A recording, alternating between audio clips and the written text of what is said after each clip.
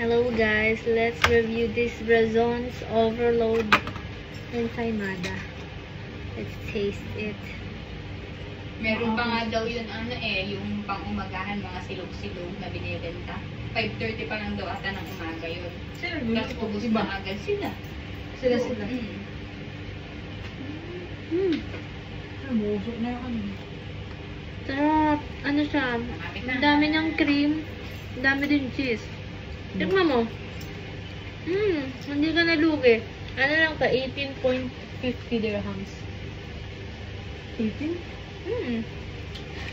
Overload na siya guys. Puno. Nandito na. This is from Razons of Guang. Sarap pa rin. Pag gusto nyo, click the yellow basket below. Ay, hindi pala ganun. Kung gusto nyo, umorder kayo sa Talabat o kaya sa Noon. Baka naman, Noon at Talabat, lagi na lang ako sa inyo umorder.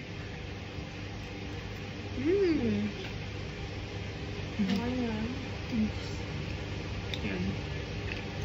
Ito itsura niya. Ano siya, cream to, tas puno-puno ng cheese, tas madami siyang tinapay Ano siya ang pangalan niya is Ensaymada Bites. May maliliit siya. Kinutsara ko lang kasi ang messy masyadong tingnan pagka kakainin ko ng pakamay. Mas maganda ng pakutsara para medyo sa shell.